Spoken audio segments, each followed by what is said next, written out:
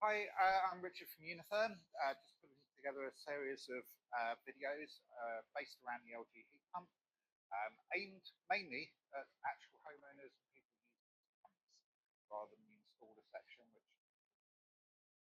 So firstly, we've got the outdoor unit itself. So this is a monoblock air source heat pump.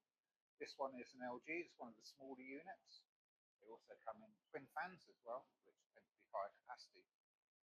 So hopefully by now you've already got an LG heat pump, and we're just going to explain simple things about operation, things to look out for.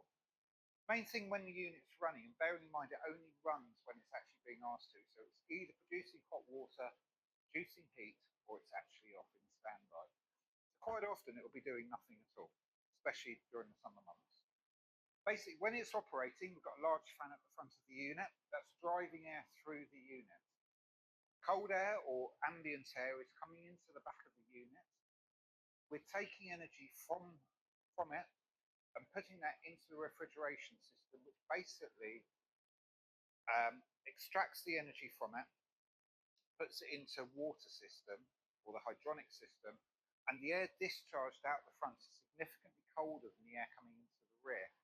What's important about that is we want that cold air to disappear. We don't want it recycling back into the back of the unit. And that's one of the reasons we're quite careful on where these units are sited. We're also maintaining clearances at the front. So things like boxing in the unit isn't really an option. It can be done, but with very, very careful consideration.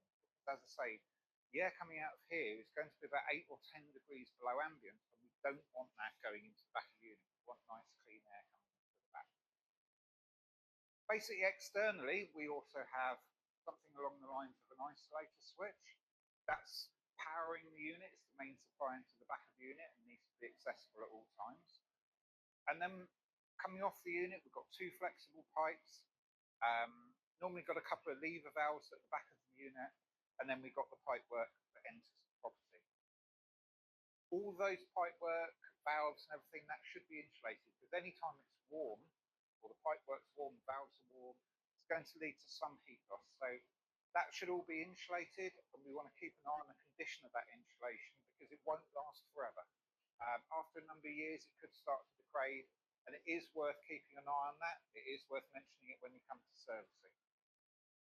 When the unit's operating, as I say, normally it's in heating mode or hot water mode, and occasionally it will go into a defrost function. And the idea of that is we've got cold, moist air coming into the back of the unit, it's hitting a cold surface, and the condense within the air, or the moisture within the air, will condense out of it. And so therefore, water dripping off the bottom of the heat pump is actually perfectly normal behaviour and completely expected. And occasionally the unit will sound slightly different. When it goes into this defrosting mode, internally the unit's actually reversing part of the operation, and we put a little bit of heat on the back of the unit just to prevent any ice being built up. During that time, the unit can actually sound slightly different. So, and indeed, steam can even come off the unit. So it's perfectly normal behaviour, nothing to worry about whatsoever.